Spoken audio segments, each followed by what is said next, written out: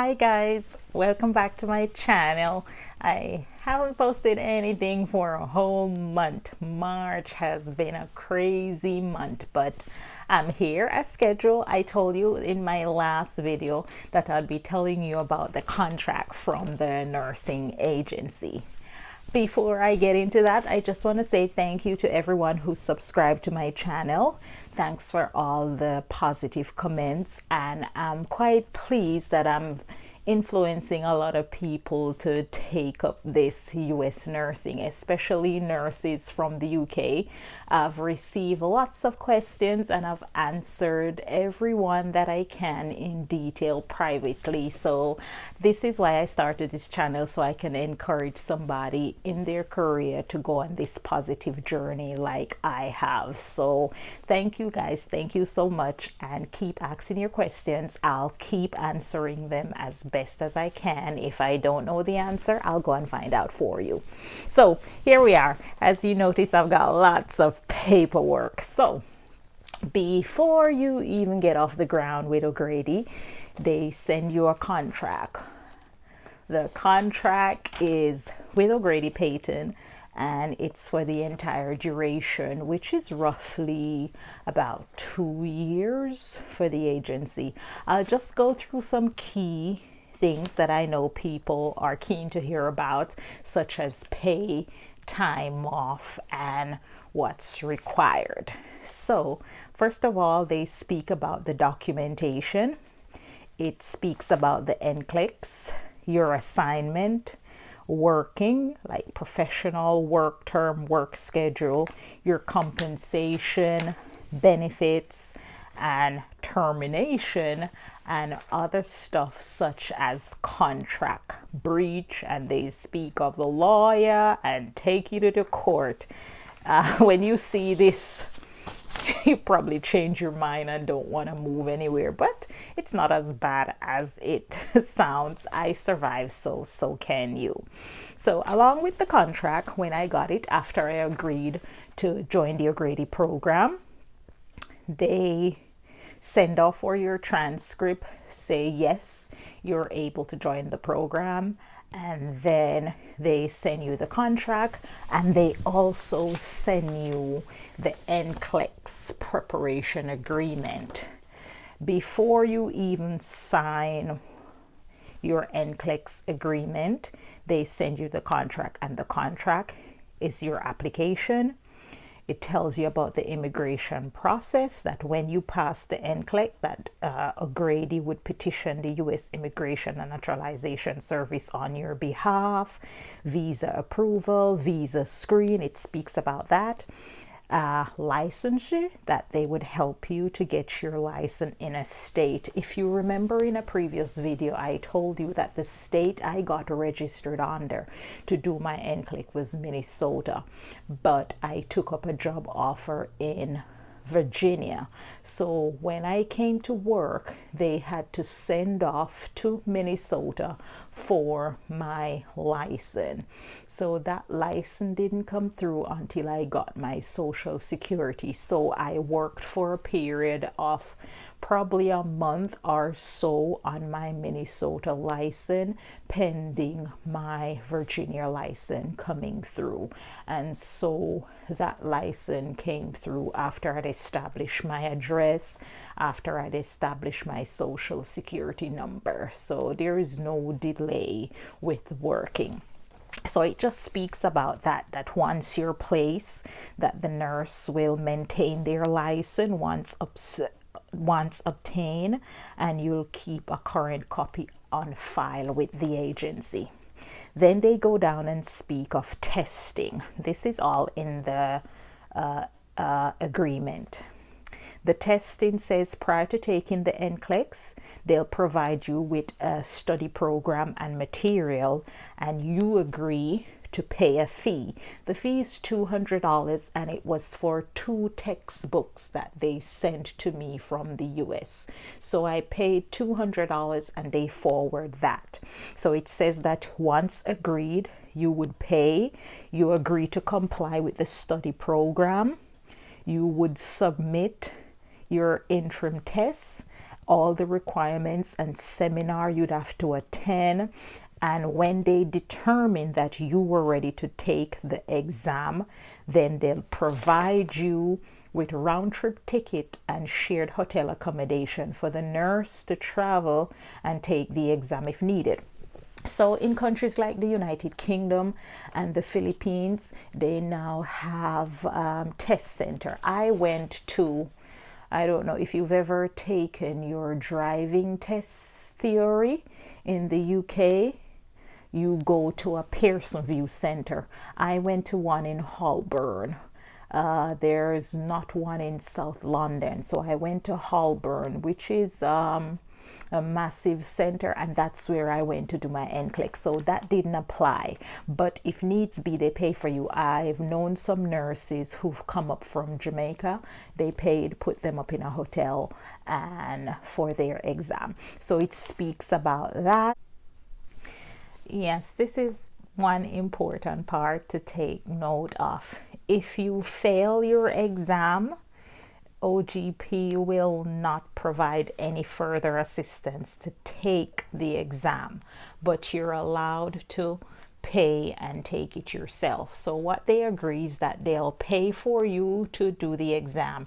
If you have to come overseas, they'll pay for your return ticket, pay for you to stay in a hotel, and the subsequent fee for the exam. If you pass, fair enough.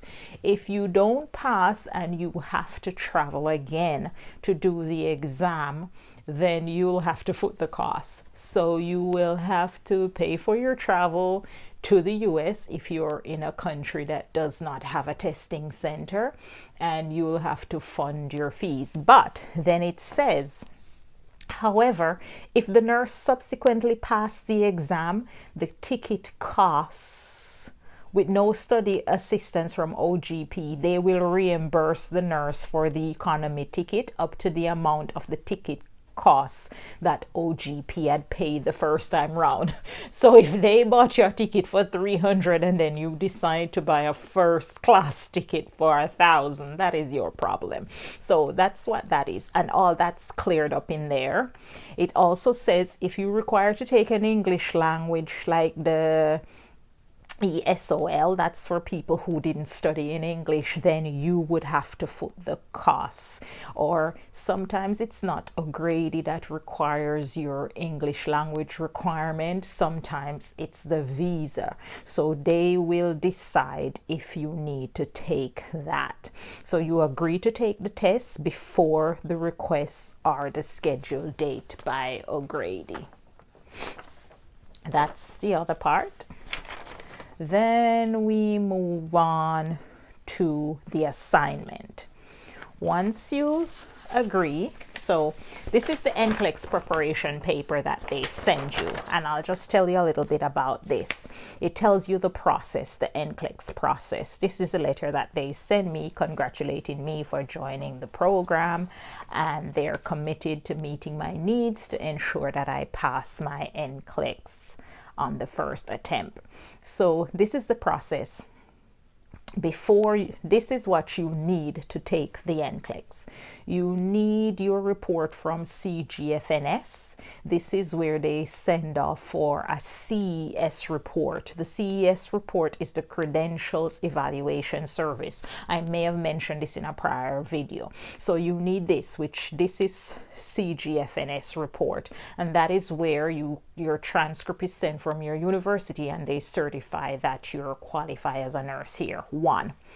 Once you receive that, they register you with a board to do the Nclex. So I got registered in Minnesota Board of Nursing. Then they give me the details. I log on to Pearson View in the UK and schedule my exam date. Then they give you a pre-flight readiness exam. So they give a mock. If you don't pass the mock exam, they don't recommend you to do the exam. I'll tell you something, I did not pass my mock. 2 of them they gave me, but it was not that I was tired. I work nights and the day I did the mock, I'd finished like 4 nights in a row, very heavy shift. And that week I just did the minimum. But it's quite intense, the study program. It lasts for 20 weeks, the study program for the Nclex preparation. And you have to sign in this contract that you're willing to put in the time and study for at least 5 hours a day. I mean, I was going to classes while I was at work because you know Americans are on American time. So I'm in the UK 5 hours ahead. When it's 12 o'clock for them, when it's 5 p.m., 4 o'clock, and they want to do a class, it's what, 5, 6, 7, 8, 9, 10 p.m. for me at night, and I work nights. So sometimes I was forced to take my break when I had a class just so that I could go and catch up with whoever was teaching. So it's quite difficult. If you're not somebody who likes studying, you'll have to get into the habit of, studying for this exam. So it says the Nclex exam program is a structured guided study to help you pass the exam the first time. It's specifically targeted to international nurses and is particularly focused on addressing differences in culture and professional practices that you could encounter during your study and future practice in the US. It's comprehensive, giving you access to textbooks, videos, live online classroom session taught by international educators. It provides you access to thousands of Nclex type questions and allow you multiple opportunities to evaluate your progress as well as your ability to predict your success on the actual exam. So they give you a detailed plan and they write what you're to study for each week, and it says expected to be study for at least 3 to 5 hours per day. So the person call you, help you with technical questions, and make sure that you go through everything. So this paper also speaks of the $200 non-refundable that you pay towards your cost. And as I told you, that's for the textbook and shipping. Yeah, the education review course and everything. So this is just a side agreement about the Nclex preparation. That one you'll have to sign and send that as well. As soon as you sign, they want you to submit payment of that $200. So that's that for the Nclex. Well, then back to the original contract from the agency. It speaks of the benefits they offer. They talk about paid time off. So the O'Grady contract is for 4,000. So it talks about 4,160 hours. That is what the contract hours are. And in real term, that comes up to about 2 years, give or take. Now, this is the part people don't like. It speaks of your time off. For the entire 2 years, working of 40 hours per week, although it equates to about 36 hours a week. So at least 3 shifts a week, which is what regular nurses who work 12-hour shift does. So it gets into all that. And your paid time off for 2 years is 120 hours. Now that 120 hours equates to 10 days vacation, or as here they call it PTO, paid time off. So in that 2 years, you would only be entitled to 10 days vacation. To be honest, when I saw this, I felt like not signing the contract because I'm thinking, oh my God, 10 days vacation in 2 years, that will equate to what? That's 3 shifts a week. So that's 1, that's 2, that's 3 weeks and 1 day vacation.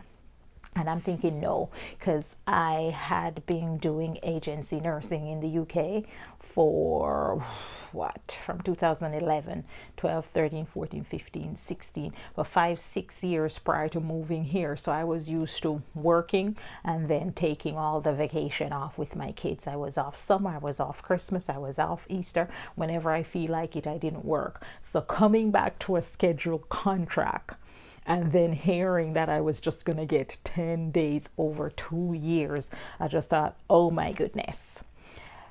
Then it goes on to tell you how you would get the PTO. So there's a clock-in system here in the United States, different from the UK where you don't clock in. Once you're at work and not late and they don't have a late book, they just assume you're there for your 11.5. Here you clock in. For every 39 hours that you work, you would be given 1 hour PTO. That's what this contract says. You would get it during any period in which you're working by law once you clock in, and if you extended your assignment, you would get more PTO. So it speaks of that, and it talks about negative PTO. So you could not ask for time off if you didn't work. So when I started working, I had no time off. But stick a pin. My shift was scheduled in such a way that I got time off because they would schedule my 3 together. So if it wasn't my weekend to work, I would come to work Monday, Tuesday, Wednesday, and I'd be off Friday, Saturday, Sunday, Monday, Tuesday. So I'd get at least 5-6 days off sometimes. And if I work the weekend, then I'd work Friday, Saturday, Sunday. That would be my 3. And then I wouldn't come back to work until Friday. Guys, I had so much time off and I'm used to working more doing agency that I took another job. I got another job in a nursing home, which is just around the corner from where I live, because I was bored stiff with how basic the work was, to be honest, because I'm coming from a high-paced environment coming to this, and I think, so, you know, don't read into it thinking, oh my God, two weeks vacation. No, 10 days in 2 years after so many hours. So that's there. Then it speaks of a completion bonus. It says that OGP will pay the nurse a completion bonus. Mine said US $3,000, less applicable tax and payroll deduction. Everyone's different. Some people were offered $2,000, some were offered different. I don't know how they determined, but my contract said I'd be offered $3,000. My contract also says that we'll go to pay. So I'll read this for you as it is on the paper so I don't make anything up. So compensation, wages.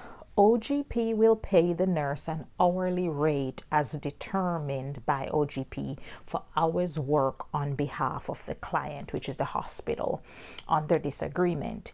They'll pay you. So the hospital doesn't pay me. The hospital pays the agency, and then the agency pays me.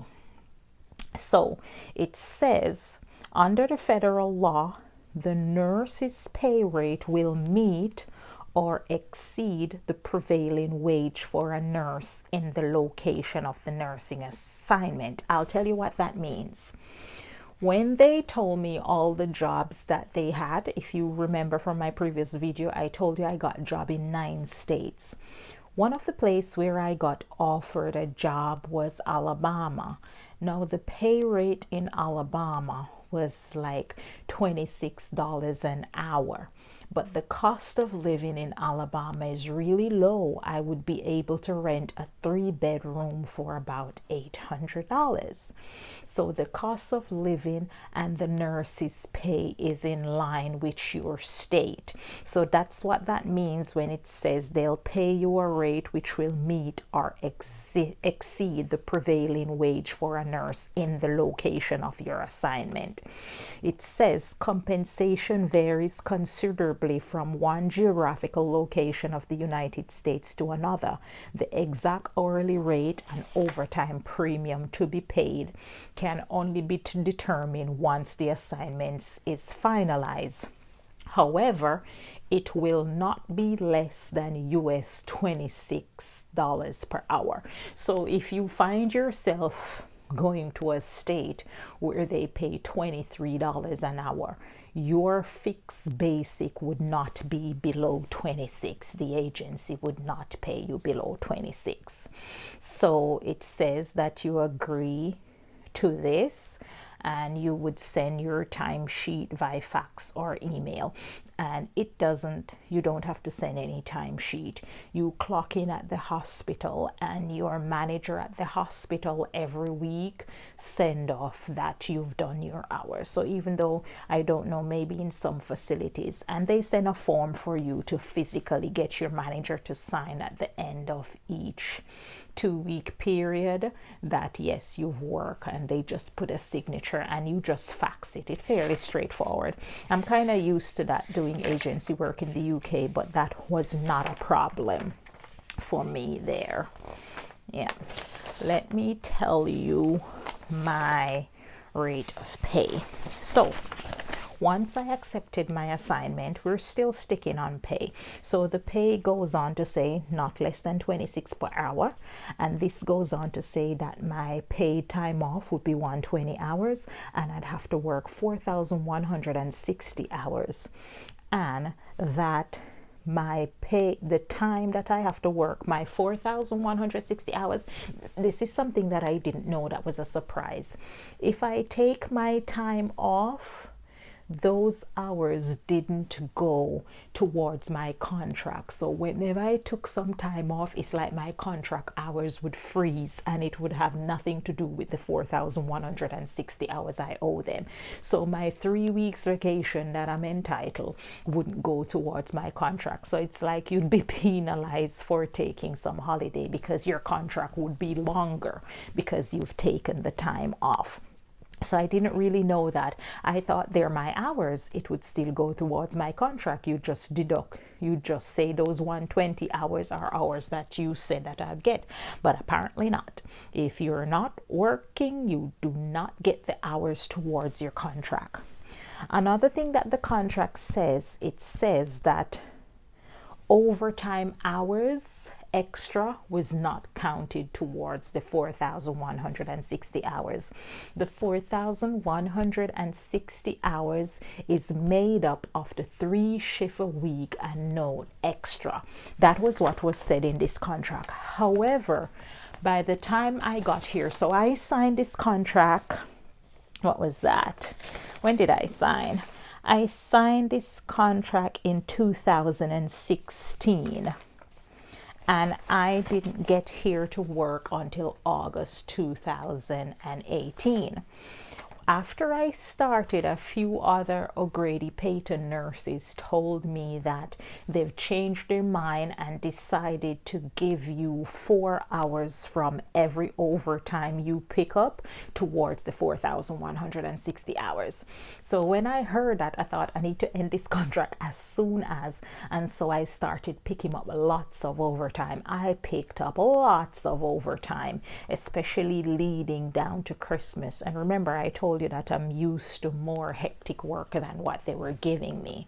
So picking up the hours, I made extra money, and I also reduced my time of the contract, which was very good because my contract was supposed to finish in, when was that? The October. It was meant to finish in October, November of 2020, and I actually finished my contract in July of 2020. So I finished a couple of months, and I could have keep doing overtime, but I remember I told you I took another job, so I was quite happy to go to my other place of employment. After a while I didn't really care about the hours finishing. I thought it's finished when it's finished. So I just stuck with it, but I finished earlier than expected, so you can do that. Next, I was going to tell you about my pay. So this is between me and you. I don't know if I'm meant to be sharing this with you, but for the hospital I picked in Virginia, this is what it says. So this is my contract now. after I pick my hospital. So this is the contract with O'Grady, and this is the conditions of my job at this hospital. It told me that my hourly rate would be $33 an hour. My on-call rate would be $3.50. So that would be 33 plus $3.50 an hour more. On call is like when you go to work, you don't work, but they send you home and you must be prepared to come in if they need you. That this doesn't happen in the UK. They don't send you home for half the shift and then call you to work. They'd find clothes for you to fold and whatever. They'd probably send you off to another floor to give a hand, because at some point you're going to get admission. Here, they could call you and cancel, and you have to use one of your time off day if you want to get paid. Because if they cancel, you don't get paid. Most people don't want that, so they stand by. So there's a rule. If after the first 4 hours, so I work nights, so 7, 8, 9, 10, if by 10 o'clock they don't need you, then they'll call you and say it doesn't look like you need to come in. Some of them can leave it up until midnight. If after midnight you don't hear from them, then it stands to reason you're not going to work. So for me, that's what on-call was. So they don't need me there. I'm at home, but they can call me in. So they would need to pay me $33 an hour plus $3.50. Because I work night, my nightly pay extra, my shift diff would be $2 per hour. So that's 33, 34, 35. So you could say that I made $35, and the agency didn't offer me a different evening or night rate. It was $2 per hour for the weekend, $2 per hour for evening. So my overall pay was $35 an hour. I know some people, when I told them and try to encourage them to do this program, they say $35 was nothing. Well, in the UK, when I was working in my permanent job, before I went off to do agency, I was making £17 an hour. And at the weekend, I would make extra for, you get extra for nights, you get extra for weekends. And then they'd pay you the London waiting, because I worked in London. But my pay only ever equate to £1,800 after tax for a whole month. Or sometimes I'd have to, if I do an overtime or stuff, I could make it up. But my standard pay without overtime, the most I've ever got, because our manager used to make sure that the nights and weekends were split evenly. So this is how your 13 shift would go in the UK. You do 3 nights, 3 weekend days, and that would bounce your money up. One time I got 2,100 for my pay ever, just one time in the UK for a whole month's work. $35 an hour, and my shift diff here, how much, let's see, work that out to, that was every 2 weeks my pay would be over $2,000. So while it might sound, when I went to agency work in the UK, I was picking up about £30 an hour. But then you have to take into consideration that I was getting that 30, but at the end of the tax year, I would have to file and pay taxes and all this money. And sometimes I don't know what it would be. So even though I was getting 30 an hour, it didn't cover any benefits, because as agency, there are no benefits. You have to pay for all your training, you have to pay for your travel, you have to pay for everything to get to these assignment. So in my permanent, I was making £17 an hour with all the benefits. After they take away all the tax and everything, I was due to pay $1,800, and I started getting almost $2,000. One time, as I said, I got $2,100, but that's roughly it. My $35 an hour net me over $2,000. And don't forget, in the US they pay twice a month, so every 2 weeks. So every 2 weeks I'll come out with about 2,000. When you exchange the pound to the dollar, you might say that I wasn't better off. But my holiday rate was 49.5 an hour. If they made me in charge, I would get an extra $2. So I'd get my 35 plus 36, 37 nurses. At the hospital I work only got $1 extra if they were in charge. In the UK, if you're in charge, you get nothing more. Plus, when I did my overtime rate came up to almost 70 an hour from the agency. So if I did 2 overtime rate, I would get, if I do 2 overtime shift, I would make an extra $1,000 on my money. And as I said to you, I killed overtime. So don't really look at your base pay and say, oh, I've seen it advertised that people are getting lots of money. You know, just take it with a pinch of salt. It's for 2 years. So that was my rate. I was quite happy, and I didn't have to do any overtime if I didn't want to. In the UK, I would have to survive. So my $35 an hour for 3 shifts a week, 12-hour shift a night, that worked for me. I got lots of time off, and I'll share something else with you. I didn't take any of my 10 days holiday, that 120 hours over the 2 years, because I had so much time off. As I tell you, I went to Florida for vacation. I went to Atlanta in those 2 years, and I didn't take any vacation time. What I just switched with somebody. So say I had to work Friday, but I'm off Saturday, Sunday, Monday, Tuesday, Wednesday. I would ask somebody to work Friday for me. I would leave Friday morning, go away for the 4 or 5 days, and then I'd come back fresh to work my 2 or 3, whatever was there. So I had lots of time off where I didn't see the need to use my vacation. So I did not use those 10 days PTO in the 2 years. And when I finished my contract, O'Grady paid me for that 120 hours. So that's 3 weeks worth of work they paid me for. That on top of my finish bonus of 3,000, I was sitting pretty. So I made quite a good bit of money when I finished with them. So think on that when you're deciding about pay rate. And it's not always what it seems on paper, because there's so much opportunity to make so much money. I made more money in August, September, October, November, in 5 months here than I did for the whole year in the UK, even with the pound being stronger than the dollar.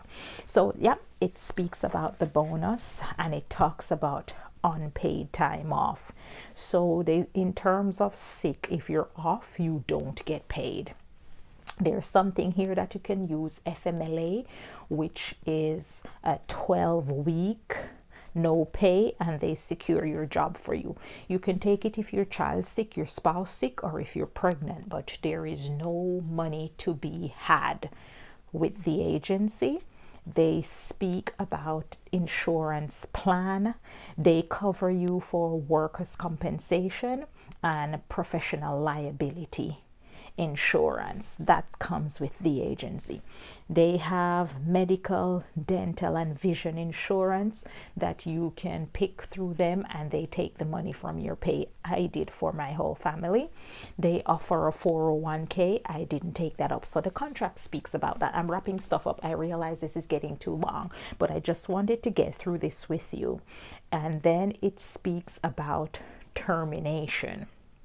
So if your contract is terminated by the hospital you're working for, O'Grady said that they'll find you another place anywhere. You'll have to pack your bags, leave your apartment, take your kids out of school, and you'll have to go there to fulfill that appointment. If you do not, this is considered a breach. and they tell you how much you'll have to pay if you back out after you sign this contract. So once you receive this contract in your country and sign it, especially if you've passed your Nclex, you're bound by this contract. If you do not take up the offer to come, I guess they can't do anything because you're in your country. But if you come here and you decide not to finish the contract, overall this says that you'll have to pay them $20,000. They'll take you to court. You'll have to pay their court costs in order to get out of this contract. So I'll just quickly tell you. So at any point during the contract, if you leave or don't finish, you have to pay for loss of earning associated with the contract hours not completed, and this is $20,000. That's the maximum. And it says their costs are based on previous experience. If you're allocated a place, you move here, they support you upon arrival, and then you decide you're not starting the contract, you have to pay $19,000. If you take and pass the Nclex and they start the immigration process and you back out, that's $3,898. Yes, guys, I realize that this has gone on for a long time. My phone's heating up, so I'm gonna stop. But what I'll do at the start of my next video, I'll finish up everything on the contract. Remember that I said if you need any additional information or want to see any of these pages, I'm quite happy to send it to you. Just don't be posting it on YouTube or anywhere. It's just for personal development and so you can know what you're getting yourself into. So free to send me an email and I'll be happy to send you snippets of it. Okay, thanks for watching.